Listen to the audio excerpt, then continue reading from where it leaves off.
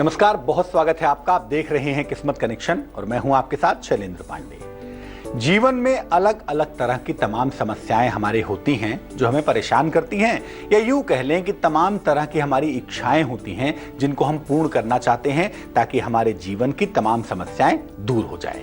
आज बात करेंगे आपकी अलग अलग समस्याओं की और अलग अलग समस्याओं के समाधान की। आपके जीवन की अलग अलग समस्याओं के समाधान के लिए किस देवी देवता की उपासना आपको विशेष रूप से करनी चाहिए जो आपके लिए फलदायी होगी, उस समस्या के समाधान के लिए ये तमाम चर्चा आज करेंगे। बताएंगे आपको कि आपकी समस्या के हिसाब से कौन से देवी या देवता की पूजा करने से आपको तुरंत फायदा होगा, उसका तरीका क्या होगा, उसका सिस्टम क्या होगा। लेकिन सबसे पहले जानेंगे क्या है आज का गुड लक। जिसमें चेहरा देखते हैं ना, दर्पण, जिसको आईना भी कहते हैं, आईने को हमेशा साफ रखना चाहिए, क्योंकि गंदे आईने में, गंदे शीशे में चेहरा देखने से किस्मत ढक जाती है, किस्मत खराब हो जाती है। तो कोशिश करिए, ज़्यादा मुश्किल काम नहीं है, पानी का स्प्रे करिए और पुराने अखबार से आईने को पोंछ दीजिए, आईना चमकने लगेगा।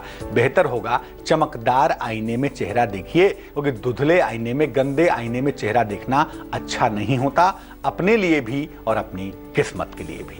सबसे जो बड़ी चीज है आज के इंसान की, कहते हैं ना, a man can not live on bread alone. केवल रोटी के लिए ही इंसान जीवित नहीं रह सकता, या केवल रोटी पर ही जीवित नहीं रह सकता। इंसान को बहुत सारी चीजें और भी चाहिए। जैसे एक चीज चाहिए, मान सम्मान। तो मान सम्मान के लिए किस देवता की या किस देवी की पूजा करनी चाहिए, पहले आप ये समझिए। मान सम्मान की प्राप्ति के लिए, नाम के लिए, यश के लिए, कीर्ति के लिए भगवान सूर्य की उपासना सर्वोत्तम मानी जाती है। रोज सुबह तांबे के लोटे से भगवान सूर्य को जल अर्पित करिए। जल में थोड़ी सी रोली मिला लीजिए और जल अर्पित करने के बाद जो लोटे के किनारे रोली लगी रह जाती है ना, इस रोली का तिलक लगाइए मस्तक पर और अपने कंठ पर। अगर आप ऐसा नियमित रूप से करें, आपकी राशि कोई भी हो, आपका लग्न कोई भी हो, आप किसी भी परंपरा के मानने वाले हों, अगर ये उपाय करें तो निसंदेह आपको मान सम्मान और यश की प्राप्ति होगी। आपका नाम, यश और कीर्ति फैलती चली जाएगी। जीवन की दूसरी जरूरत, दूसरी मुश्किल और उसको दूर करने के लिए कौन सी उपासना, क्या तरीका, ये तमाम बातें होंगी, लेकिन मेष, वृष और मिथुन राशि के राशिफल के बाद।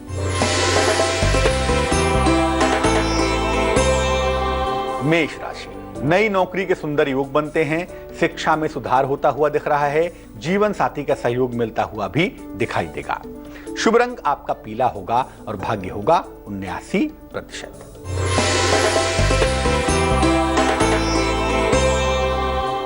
वृष राशि, परिवार में विवाद से आपको बचना है, रोजगार में सफलता की संभावना दिखती है, जीवन साथी का सहयोग मिलता हुआ भी दिख रहा है। शुभ रंग होगा आपका काला और भाग्य होगा 76%। मिथुन राशि, स्वास्थ्य आपका बेहतर बना रहेगा, मन आपका अच्छा रहेगा, जो कि सबसे बेहतर बात है। मनोरंजक कार्यक्रम में व्यस्त रहेंगे, खुश हो जाइए। महीना, दिन, समय सब कुछ बहुत अच्छा हो रहा है। परिवारजनों के साथ मतभेद से आपको बचना है ताकि चीजें बेहतर हो जाएं। शुभ रंग सुनहरा और भाग्य 61%। विवाह आजकल एक बड़ी चुनौती होती जा रही है और विवाह के नाम पर लोग जाने क्या क्या पूजा उपासना करते हैं, आप सोच भी नहीं सकते और मैं बता भी नहीं सकता। लेकिन अगर विवाह नहीं हो पा रहा है तो इतना परेशान होने की जरूरत नहीं है। उसके लिए सरल उपाय हम आपको बताते हैं। विवाह के लिए किस देवता की उपासना करना अच्छा होता है? देखिए, विवाह के लिए भगवती दुर्गा की, मां दुर्गा की उपासना करना सर्वोत्तम होता है। रोज सुबह पहले मां दुर्गा के सामने एक मुखी घी का दीपक जलाइए। इसके बाद देवी को पुरुष लाल फूल अर्पित करेंगे। अगर आप पुरुष हैं, शीघ्र शादी करना चाहते हैं, तो आप लाल फूल देवी को अर्पित करेंगे। और अगर आप स्त्री हैं, महिला हैं, तो आप एक चुटकी सिंदूर देवी को लगाएंगी। इसके बाद भगवती दुर्गा का मूल मंत्र है ओम दुंग दुर्गाय नमः। इस मंत्र का कम से कम एक माला 108 बार आपको जप करना है। ऐसा आप शुरू करके किसी भी मंगलवार या रविवार से शुरू करिए और लगातार करते चले जाइए। अमूमन ऐसा होता है कि इस उपाय को करने के 1 से सवा महीने के अंदर ही शादी तय हो जाती है। शादी तय होने में आ रही अड़चनें दूर हो जाती हैं। तो आप ये उपाय करना शुरू करिए। ज्यादा दिमाग लगाने की आवश्यकता नहीं है, सिर्फ आवश्यकता श्रद्धा और विश्वास की है। और इस प्रयोग को जितना नियमित, जितना रेगुलरली आप करेंगे उतना ही ज्यादा बेहतर होगा। तो आप ये उपाय करना शुरू करिए। ज्यादा दिमाग लगाने की आवश्यकता नहीं है, सिर्फ आवश्यकता श्रद्धा और विश्वास की है। और इस प्रयोग को जितना नियमित, जितना रेगुलरली आप करेंगे उतना ही ज्यादा बेहतर होगा। कर्क, सिंह और कन्या राशि वालों के जीवन में क्या बेहतर है, आइए जानते हैं।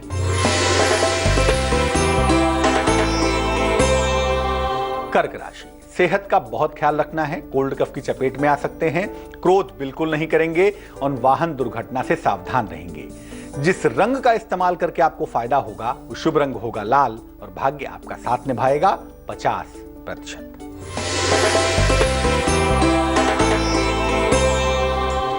सिंह राशि, अतिथि का आगमन होता हुआ दिख रहा है। अचानक धन की प्राप्ति की संभावना भी बन पा रही है। मान सम्मान भी मिलता हुआ दिखाई दे रहा है। शुभ रंग आपका भूरा होगा और भाग्य होगा 90%।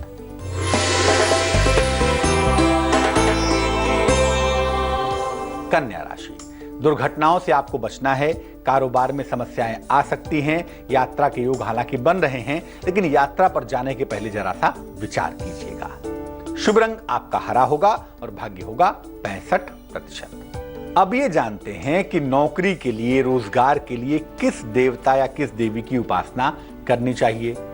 नौकरी के लिए भगवान शनि की पूजा करना सर्वोत्तम होता है। दुनिया में जो भी एक्शंस होते हैं, जो भी कर्म होते हैं, अगर हम ग्रहों के हिसाब से समझें तो उसके पीछे शनि होता है। तो नौकरी के लिए भगवान शनि की पूजा करें। शनिवार का उपवास रखें। सूर्योदय के पहले आपको उठना होगा शनिवार के दिन और पीपल की जड़ में जल डालना होगा। शाम को शनिवार के दिन ही पीपल के नीचे सरसों के तेल का एक मुखी दीपक जलाइए और इसके बाद वहीं पर खड़े होकर या बैठकर जैसे भी संभव हो शनि मंत्र का जप करिए। ओम शं शनैश्चराय नमः, इस मंत्र का 108 बार जप करिए। रात में उड़द की दाल की खिचड़ी खाइए और दूसरों को भी खिलाइए, निर्धनों को भी खिलाइए। अगर ऐसा प्रयोग आप शनिवार के शनिवार करते चले जाएं तो नौकरी और रोजगार की तमाम दिक्कतें आपकी दूर हो जाएंगी। व्यवसाय के लिए, बिजनेस के लिए किस देवी देवता की उपासना से लाभ होगा, इस पर भी चर्चा करेंगे, लेकिन फिलहाल देंगे आपके सवाल का जवाब। एक महिला ने हमें मेल लिखा है, उन्होंने नाम न लिखने का उल्लेख किया है तो हम नाम नहीं ले रहे हैं उनका। एक महिला ने हमें मेल लिखा है वाराणसी से। 22 मई 1985 की जन्म की तारीख है। जन्म का समय है सुबह 9 बजे। जन्म का स्थान है वाराणसी। ये लिख रही हैं कि 2012 में इनकी शादी लखनऊ के एक लड़के से हुई थी, जिससे फिलहाल इनका रिश्ता टूट चुका है। तमाम केस हो चुके हैं उसके ऊपर इन्होंने किए हैं, लेकिन कुछ हो नहीं पा रहा है, मामला निपट नहीं पा रहा है और लड़का भी इनको कुछ देने को तैयार नहीं है। मामले का निपटारा नहीं हो पा रहा है। पिता माता की इकलौती संतान है ये, लेकिन माता पिता का स्वास्थ्य भी अच्छा नहीं रहता। क्या होगा, क्या करना चाहिए?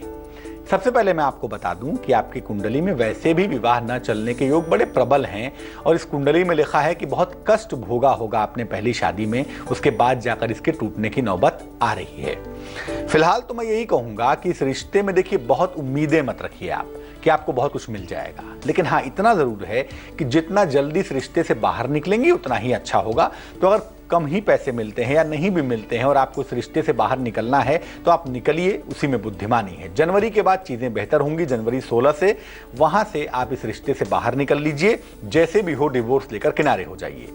2016 के अगस्त के बाद आपकी दूसरी शादी का योग भी बनता है और ये योग भी बनता है कि आप एक बेहतर नौकरी करेंगी और आपका जीवन स्थिर होगा, आपका जीवन इंप्रूव करना शुरू कर देगा।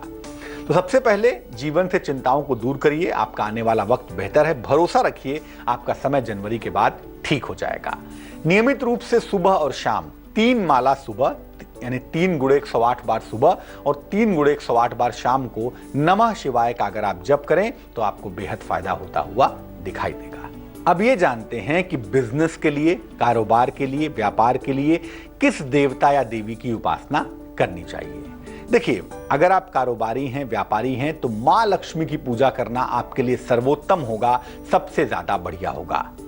अपने कारोबार के स्थान पर जहां बिजनेस करते हैं गुलाबी पुष्प पर बैठी हुई मां लक्ष्मी की स्थापना करिए।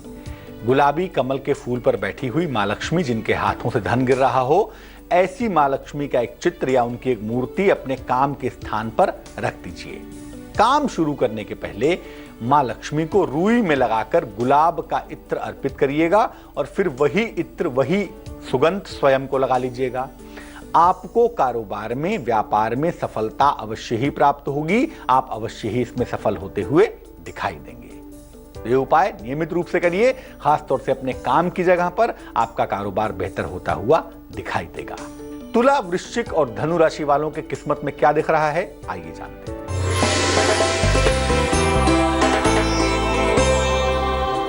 तुला राशि, परिवार में खुशहाली आएगी, संतान पक्ष से आपको सुख मिलेगा, संपत्ति खरीद सकते हैं, इसकी प्रबल संभावना दिख रही है। शुभ रंग आपका गुलाबी होगा और भाग्य होगा 89%।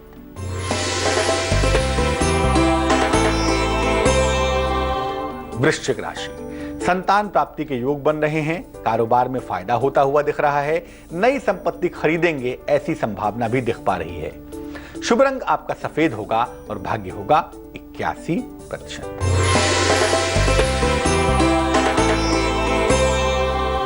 धनु राशि, अपने वाणी पर नियंत्रण बनाए रखिए प्रभु। लंबी यात्रा के योग बनते हैं और मुकदमों में सफलता की संभावना भी दिख रही है। शुभ रंग आपका धानी होगा और भाग्य होगा 74%। नाम, यश, मान सम्मान, रुपया, पैसा, शादी, विवाह, ये सब तो तब होगा ना जब जीवित रहेंगे। तो उसके लिए जरूरी है कि आपकी आयु लंबी हो, आपकी आयु की रक्षा हो। आयु की रक्षा के लिए किस देवी देवता की उपासना करनी चाहिए, आइए जानते हैं। आयु की रक्षा के लिए भगवान शिव की उपासना करना सर्वोत्तम होता है, उत्तम होता है।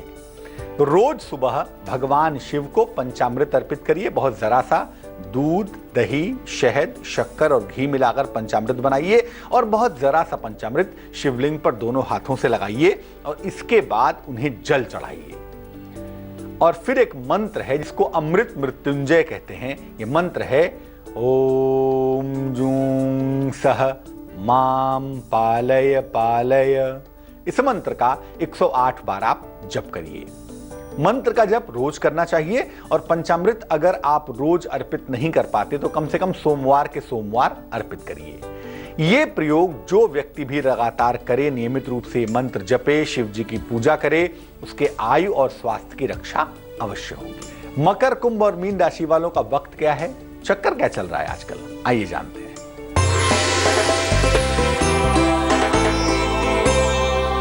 मकर राशि, वाद विवाद से आपको बचना है। आर्थिक लाभ होता हुआ भी दिख रहा है। जीवन साथी का सहयोग मिलता हुआ दिखाई देगा।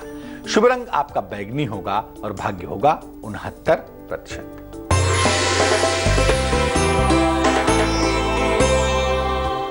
कुंभ राशि, नौकरी लगने के सुंदर योग बन रहे हैं। मान सम्मान की प्राप्ति होगी। रुका हुआ धन मिलता हुआ भी दिखाई देगा। शुभ रंग आपका नीला होगा और भाग्य होगा 98%।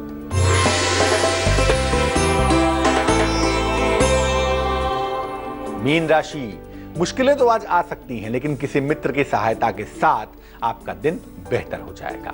रुका हुआ काम भी आपका अवश्य बनेगा। नौकरी में परिवर्तन फिलहाल ना करें तो अच्छा है। शुभ रंग आपका पीला है और थोड़ी मेहनत ज्यादा करनी होगी। भाग्य होगा 63%। अब मान लिया कोई मुकदमा आपको परेशान कर रहा है, कर्जे में डूबे हुए हैं, तो मुकदमे और कर्ज से मुक्ति के लिए किस देवी या देवता की उपासना करनी चाहिए, आइए जानते हैं।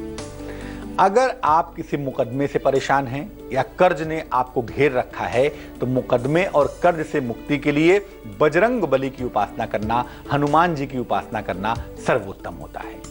रोज सुबह हनुमान जी को सिंदूर अर्पित करिए। महिलाएं सिंदूर अर्पित नहीं करेंगी, महिलाएं केवल लाल फूल अर्पित करेंगी। इसके बाद हनुमान जी के सामने घी का 9 मुखी दीपक, एक बड़ा सा दीपक लीजिए मिट्टी का, उसमें 9 बातियां लगाइए और हर बाती जला दीजिए। नहीं तो एक मुखी दीपक, एक बड़ा सा दीपक घी का जलाइए और इसके बाद हनुमान जी को गुड़ का भोग लगाइए। और फिर एक मंत्र देखिए स्क्रीन पर, मंत्र है ओम नमो भगवते आंजनेयाय महाबलाय स्वाहा। इस मंत्र का 108 बार जप करिए।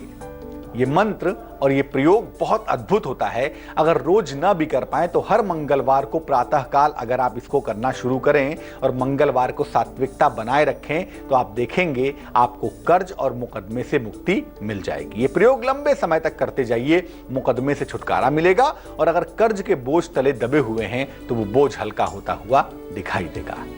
तो आपकी जैसी जरूरत हो वैसे ही देवी देवता की विशेष तरीके से, सरल तरीके से, जो तरीके हमने आपको बताए, अगर आप उपासना करेंगे तो निसंदेह आपको फायदा होगा, आपकी मुश्किलें दूर हो जाएंगी। चलिए अब जान लेते हैं क्या है आज की कीमती सलाह। जिस जगह पर आप काम करते हैं, जिस ऑफिस में आप काम करते हैं और जिस जगह पर बैठकर काम करते हैं, याद रखिए उस जगह को पवित्र समझिए और उसकी पवित्रता को बनाए रखिए। यानी जिस जगह पर आप काम करते हैं, काम शुरू करने के पहले उस स्थान को हाथ जोड़कर या मन ही मन में प्रणाम करके तब काम करना शुरू करिए। ऐसा करने से काम आपका उत्तम होगा और जो काम आप करेंगे वहां बैठकर उस काम में सफलता आपको अवश्य मिलेगी। आज के लिए किस्मत कनेक्शन में बस इतना ही। कल फिर हाजिर होंगे किसी नए विषय के साथ, आपकी समस्याओं के समाधान के साथ। फिलहाल मुझे दीजिए इजाजत, लेकिन आगे देखिए रिश्तों की कहानी संजय सिन्हा के साथ। निसग मनि पम नि पम ग स नि पम नि स प स। जहाँ तक याद आती रहेगी।